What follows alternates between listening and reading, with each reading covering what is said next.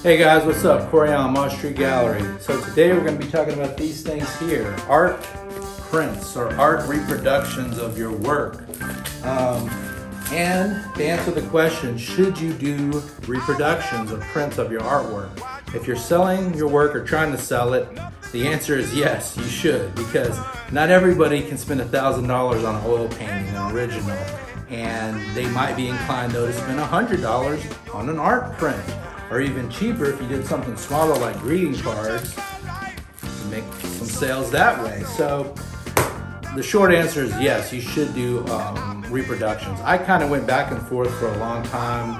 I normally just dealt with oil paintings, originals, and I'm like, let me just get into this and see what it's all about. So I would recommend getting into making reproductions. First thing you will need though is a good digital image of your painting. And you might have to doctor it up on the computer or the Mac. That's a whole nother video, which I'm going to talk about later. So right now I'm going to talk about just doing the art reproductions and how to go about doing it. And we're talking about three things. Should I pay a service to do my art reproductions? Should I do them in-house?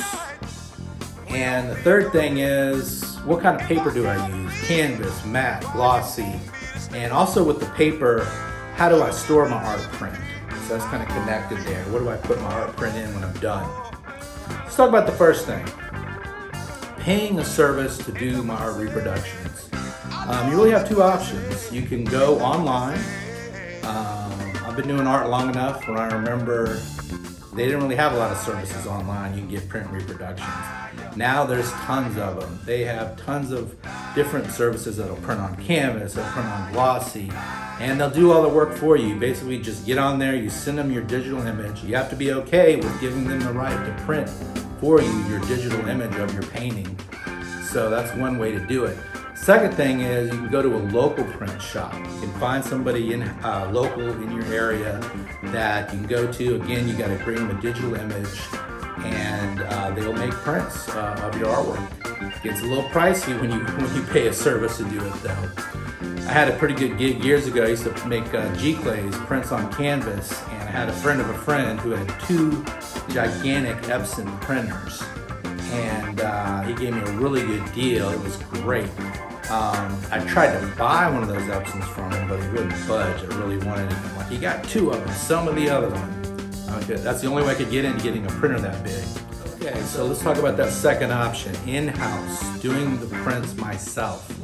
Personally, that's my option, and I think it's the better one. It does require an investment getting into doing it. You need the paper, and the big thing is the printer. You're gonna have to spend some money on a good printer.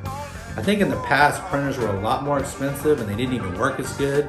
Now with the technology, I think the price has gone down and they actually work better. I think you can get in for a good printer anywhere between $500 to $1,000. That's for smaller prints though. If you want bigger prints, you gotta get a bigger printer and you're talking thousands of dollars. When I first started, I had an Epson R1800, and let me tell you, that thing was a piece of junk. It sucked a lot of ink.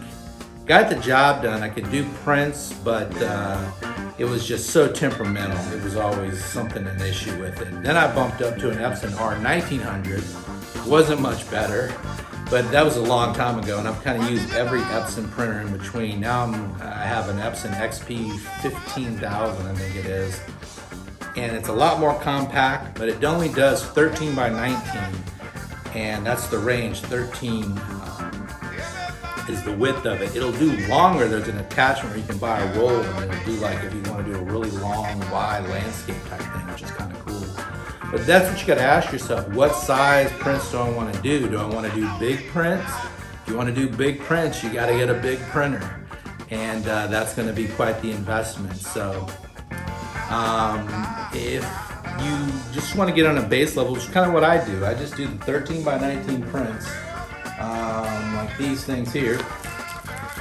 And then I do greeting cards, 5x7 greeting cards. And it's a nice little add-on sale. I always have greeting cards on hand. I can do a bunch of different reproductions of my artwork. So you gotta ask yourself how much money you want to spend on a printer. And how big the prints do you want to make? Okay, so let's talk about that third thing, that last thing, the paper you want to use. What kind of paper do I need to get for my prints? And what size paper do I need? I've always used Epson for my 13 by 19 prints. It's always worked well because I have an Epson printer, and see, she's happy. It's good paper, she likes it. Never had any issues with it. Also use a company out of Dallas called Red River Paper. These are for my greeting cards. I've used other things from them too. Great company. I'll put a link to them at the description at the bottom of this video. They've always done really well. I've talked to them, called them customer service and everything, and they've really helped me out over the years when it comes to paper. Good quality stuff. But there's tons of papers, and I think it's always best what kind of printer you have to get the same kind of paper. So if you have a Canon paper, Canon printer, I would say get Canon paper. But I think for making prints, I really like the Epson paper and printers personally. But so how do you store them? Well, I would get an acid-free backer board, and you need this clear storage paper. You can buy this on any art store online, and they make a 13 by 19 perfect for this kind of storage for my prints, and the clear sleeve as well. So you gotta have something to store them in. The greeting cards are even easier. These are 5 by 7 clear things. You want a backer, acid free. You gotta get acid free. Just don't stick anything in there because it's bad for your prints. One word of caution though, when you're doing art reproductions, a lot of people really get into it and they have a few paintings, and the next thing they know, they're in front of their computer all the time. And you are just printing stuff constantly. You're printing stuff. And some of these folks who will print things and then they'll embellish the paint. Like especially if they print on a canvas, they will embellish it, meaning they'll take some paint and with their own hand they'll put like a little line here and there. Personally, don't get that. They think it adds value to the painting or the print, and then they'll jack the price up. Ooh, I touched it with my paintbrush. I don't know. So just be careful about spending a lot of time in front of the computer and just becoming a print machine.